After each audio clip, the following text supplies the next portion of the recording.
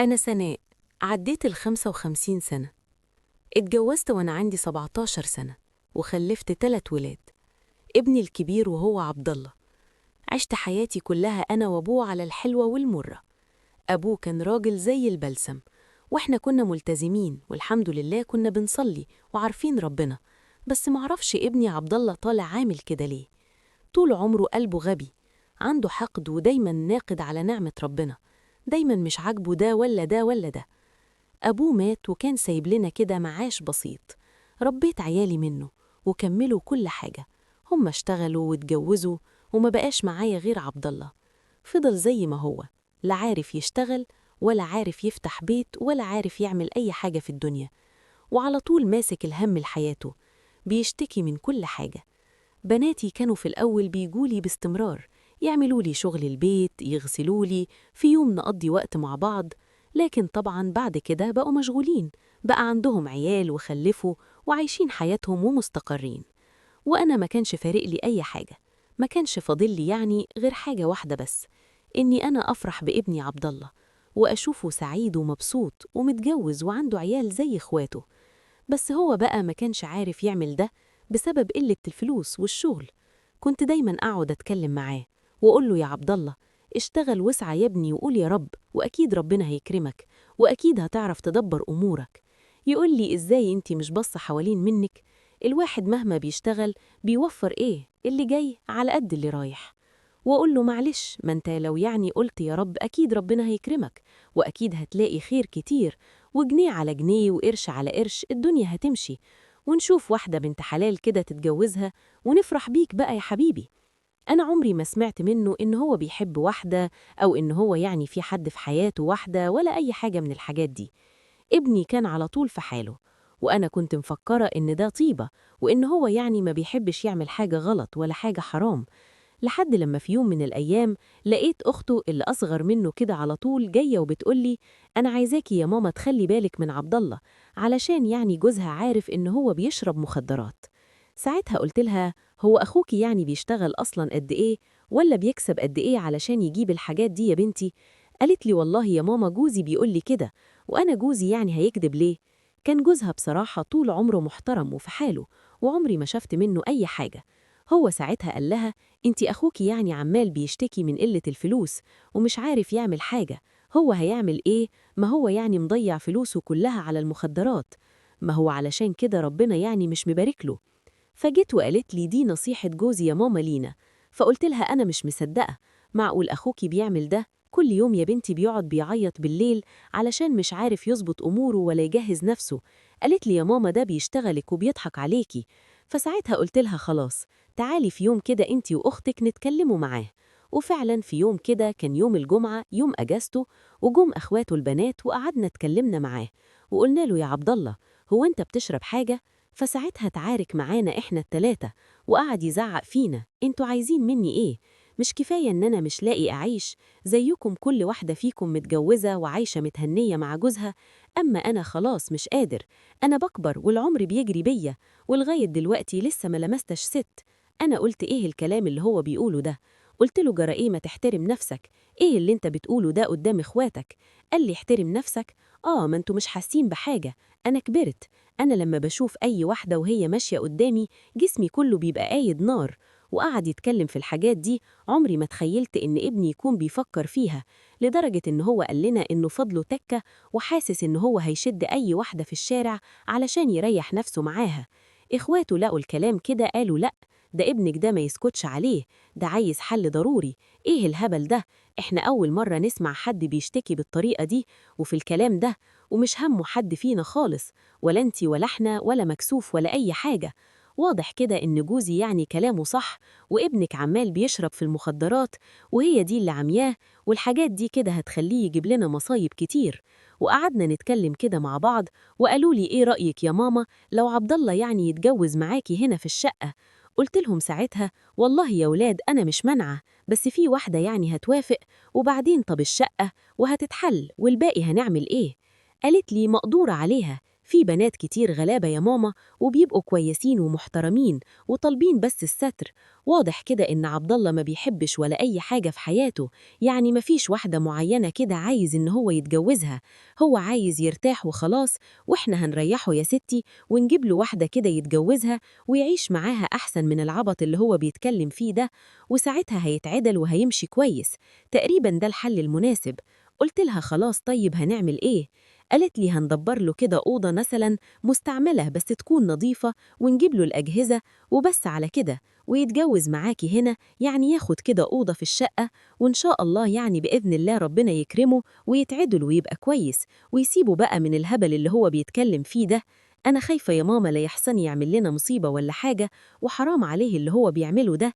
أنا مش عارفة ابني ده كان عامل كده ليه، يعلم ربنا إني أنا ربيته كويس قوي سواء هو ولا إخواته، وأبوك الراجل طيب جدا وغلبان وملوش في الكلام ده خالص.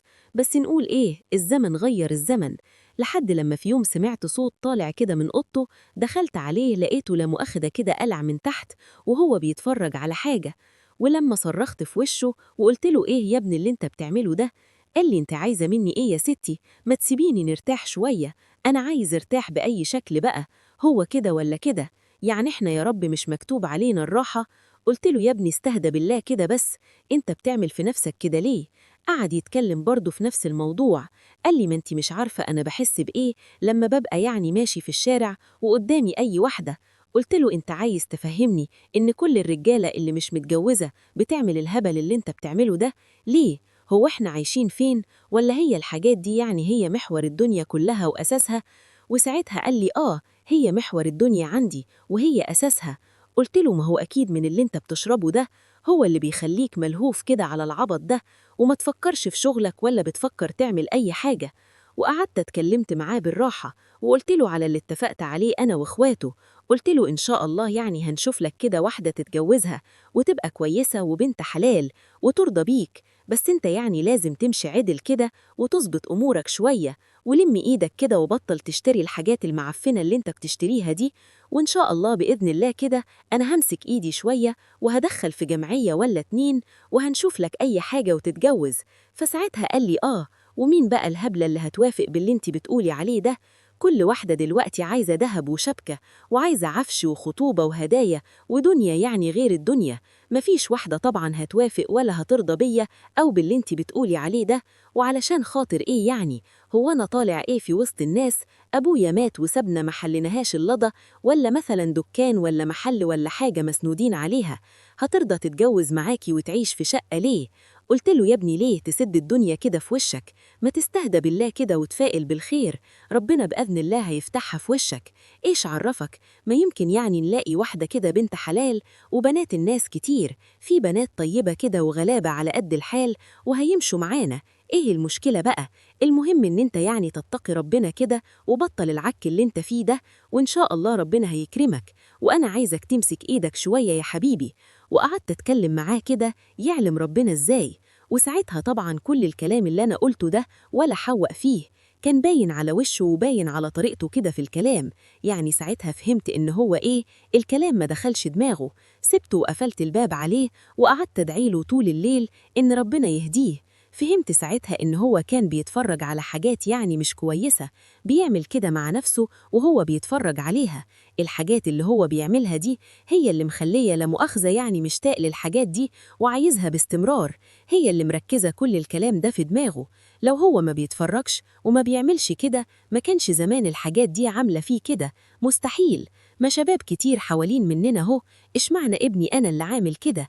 لحسة مخه مخلياه حتى مش قادر يركز إن هو حتى يشتغل أو يمشي كويس ويظبط أموره علشان يتجوز ويعيش حياته برضه، يعني يعيش حياته بقى بشكل طبيعي ويمارس الحاجات دي بطريقة صح.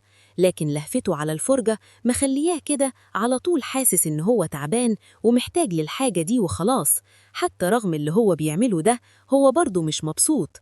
أنا فهمت كده، بس هو فين؟ ولا هو فاهم حاجة خالص ولا عامل اعتبار لأي كلمة أنا قلتله.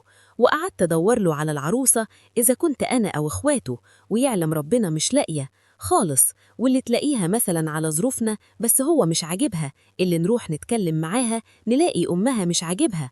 طيب وبعدين نسيبه كده يجي يسألني يقول لي ها لقيتي يا ماما العروسة اللي بتقولي عليها؟ أقول له لسه يا حبيبي، بس إن شاء الله هنلاقي. يقول لي في المشمش أنا عارف، بس سايبك إيه عمالة بتدوري كده ومش هيحصل. وكان كلامه ده هو اللي سادد الدنيا في وشنا. مفيش واحدة رحنا وكلمناها إلا وتقول لأ، رغم إني أنا بنفسي أعرف ناس كتير اتجوزوا بالطريقة دي، لكن ما لقيناش، غصب عننا. طب نعمل إيه؟ وعدت الأيام وإحنا كل يوم في مشكلة بسبب عبد الله. كل لما الاقيه ماشي في الشارع وأنا واقفة في الشباك ولا حاجة وعينيه تطلع على واحدة، أبقى خايفة ومرعوبة يروح يعمل فيها حاجة. كل ما أسمع عن قضية اغتصاب ولا واحد يعني أخد واحدة عمل فيها والحاجات دي، طبعا بقت مالية الدنيا ومالية الدنيا كلها، أبقى مرعوبة وأقول يا رب أستر لحسن ابني يعمل حاجة من بلاوي دي. نروح فين ونيجي منين ولف وراه فين؟ إحنا غلابة يا ربي.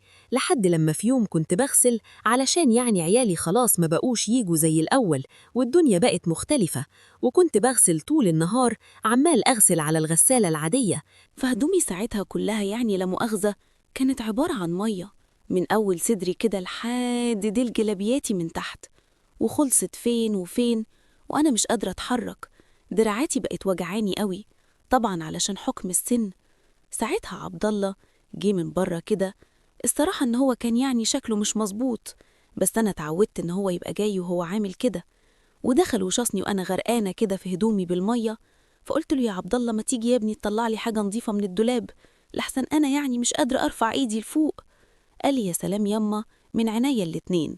وراح مسكني وساعدني لحد أوضة النوم، ودخل جوه وراح فاتح الدولاب علشان يطلع لي غيار. وبعدين لف كده واتدير وقال لي ده أنا اللي هغير لك بإيدي، ده أنا اللي هقلعك بإيدي. قلت له ربنا يسترك يا حبيبي، بس استنى بس كده، هات لي فوطة كده. قال لي اصبري بس اصبري يما، أنا عارف أنا هعمل إيه بالظبط. وهو لقيته بيقفل باب الأوضة علينا، رغم إن أنا يعني تقريبا ما كنتش قافلة باب الشقة، كنت بغسل وبروق. ساعتها قلت له أنت بتعمل إيه يا عبد الله؟ قال لي اصبري بس يما. وراح مقرب مني كده، وكان شكله غريب، زي ما يكون كده وحش بالظبط داخل عليا وعايز ياكلني. قعدت أشتمه وأسبه والطشه بالقلم كده على وشه وأقول له فوق يا ابن الكلب، أنا أمك، أنت عبيط يلا ولا أنت بتهبب إيه؟ أنا أصلا مش قادرة، يعني أنا كنت دراعاتي يعني وجعاني ومش قادرة أصلا أرفعها، وطلبت منه إن هو يجيب لي الهدوم دي علشان كده. راح قال لي بقول لك إيه، بس ما تسكتي بقى، ما أنت قدامي أهو، أنت هتخليني نروح للناس في الشارع ليه؟ ما أنت معايا، أنت مش أبويا ميت من زمان يعني؟ بذمتك مش أنت عايزة الكلام ده؟ قلت له والله إنك قليل أدب. رحت لطشاه بالقلم على وشه تاني، قلت له يا سافل يا عديم التربية، أنا فعلا معرفتش أربيك، أنا مش بفكر في الكلام ده. راح قال لي لا والله أنت بتفكري، بس أنت يعني مش واخدة بالك. ولقيت الولد عمال بيقلعني، وساعتها عمل اللي عمله، بس ما كملش الحاجة اللي هو كان عايز يعملها. فساعتها هو هدي وبعد عني شوية. ساعتها قعدت أصوت ولم الناس عليا، وناس كتير من الجيران دخلوا على المنظر ده وكان عندهم حالة ذهول. ففضلوا كده متنححين شوية، وبعد كده لقيتهم بسرعة بيلبسوني أي حاجة. وساعتها قالوا لي روحي بلغي في ابنك ده، ابنك ده عار وفضيحة. وساعتها مسكوه وفقعوه حتة علقة، وهو كان عامل زي الطور عمال يشتم ويسب ويقول لي فيها ايه يعني لما ننبسط مع بعض، فيها ايه لما ترتاحي وانا ارتاح، مش احسن من الغلب ده؟ ما انتي قدامي اهو، يا ريتني كنت عملت كده من زمان، يعني ما كانش حاسس بأي ندم. ورحنا هناك لرئيس المباحث وهداني كده وقعد يتكلم معايا، وعملت محضر في ابني واشتكيته، وقلت إن هو يعني كان على طول شايل كده هم الموضوع ده وهو بيتكلم فيه كتير، بس أنا ما كنتش متخيلة إن هو يعمل معايا كده. كنت بدعي ربنا يعني ما يروحش يعمل حاجة كده في واحدة، وكنت بدور له على العروسة. مش عارفة إيه اللي خلاه في اليوم ده الشيطان يلعب بعقله بالشكل ده. وساعتها عملوا لي كشف طبي، وجوم حللوا الحاجات اللي كانت على السرير علشان يتأكدوا من كلامي، وتأكدوا فعلا إن هو فعلا اعتدى عليا، بس ملحقش إن هو يعمل معايا العلاقة الكاملة. فلما جوم الكشف الطبي كان مبين إن مفيش حاجة من جوه حصلت عندي، لكن على جسمي من بره وعلى السرير كان في آثار كده. وساعتها هم اتأكدوا من كلامي، زائد كمان الناس اللي كانت موجودة شهدت على كده، وكانوا عايزين يجيبوا أقصى عقوبة لابني، عايزين يوصلوه للإعدام. بس لأن هو ما كانش لسه الموضوع كامل للآخر، ما استحملش من بداية اللي هو يعتدي عليا ولاقي نفسه عمل كده بسرعة من غير ما يحس. طبعا وده بسبب إن هو كان عنده شره للموضوع ده، وجابني حكم ب10 سنين. بس أنا ساعتها زعلت، حسيت إن مستقبل ابني ضاع، وكنت في حيرة، هل إن أنا ممكن أعمل حاجة أو أنكر أو أغير أقوالي أو أعمل أي حاجة إن ابني الحكم بتاعه ده يتغير، ولا ده عدل ربنا؟ المفروض إن ابني يتحاسب، ما أنا اللي هتلطم وراه، ما أنا مش هسيبه طبعا مرمي كده في السجن، ما هو في النهاية ابني. ساعتها الجيران لما سمعوني وأنا بتكلم وبقول لهم إني أنا يعني زعلانة على ابني وعايزة أشوف حل للموضوع ده، قالوا لي اتجننتي ولا إيه؟ أنت عايزة تطلعي ابنك المقرف اللي هو عمل فيكي ده؟ طب بذمتك ده لما يطلع هيعمل إيه في الناس الغريبة؟ أنت متخيلة وواعية اللي أنت عايزاه تطلعيه ده من السجن لو طلع ممكن يعمل إيه في بنات الناس؟ أنت عايزاه يحتي تلقيه علينا ولا إيه؟ قلت لهم يا جماعة حطوا نفسكم مكاني، ده ابني وأنا برضو قلبي وجعني عليه، كنت عايزة أطلعه هو في النهاية يعني ما كملش معايا الموضوع، يمكن ده يخفف عليه الحكم شوية، مش عارفة، أنا لسه بسأل. قالوا لي لا ده أنت اتعبطتي بقى، قالوا لي ده ابنك ده لو طلع من السجن إحنا اللي هنقتله، أنت عايزة تجيبي لينا مصيبة هنا ولا كارثة ولا إيه؟ امشي بقى من المنطقة دي خالص، ومش عايزين نشوف وشك هنا، أنت كبرتي وخرفتي يا حاجة، أنت اتعبطتي خلاص، ابنك اتحاكم عليه، خليه ياخد بقى جزاته ويبقى عبرة لغيره، والله العظيم ده ابنك حلال في الإعدام. وأنا لحد دلوقتي يا جماعة حاسة بندم، حاسة إن قلبي وجعني على ابني، مش عارفة الإحساس اللي أنا فيه ده صح ولا غلط، ما هو برضو ابني، والدنيا جت عليه ووصل لسن ال35 سنة وأكتر كمان، ولسه ما اتجوزت، من الغلا والقرف والمسؤولية والدنيا والحياة هو مش عارف يعمل فيها حاجة، ولقيت نفسي عمالة برر ليه اللي هو عمله، رغم إني أنا نفسي عارفة السبب، هو الزفت اللي كان بيشربه والحاجات اللي كان بيتفرج عليها هي اللي خلته يتصور إن الدنيا كلها عبارة عن جنس بس، وإن هو ما ينفعش يعيش كده، وتوصل معاه لدرجة إن هو يفكر يعمل كده مع أي واحدة بقى، ما استكفاش حتى باللي هو بيعمله مع نفسه ده، كمان فكر فيا أنا، لمجرد إني أنا كنت قاعدة قلعة كده وعريانة قدامه وعايزاه يغير لي، رغم إني أنا أمه، ومش يعني ست صغيرة ولا أنا حتى لسه في صبايا، ده أنا عجوزة ومش قادرة أحرك جسمي، ولا حتى قادرة إن أنا أحرك دراعي حتى.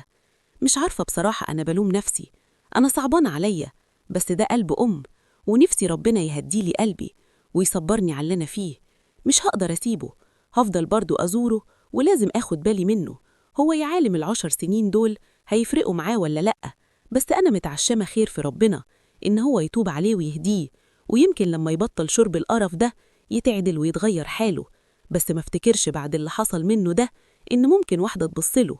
ربنا يسامحك يا ابني ويهديك ويسامحني أنا كمان لو كنت عملت حاجة غلط في تربيتي فيك. ودي كانت حكايتنا النهاردة، ولو كملت معايا الحكاية لحد هنا أتمنى أسمع رأيكم في التعليقات.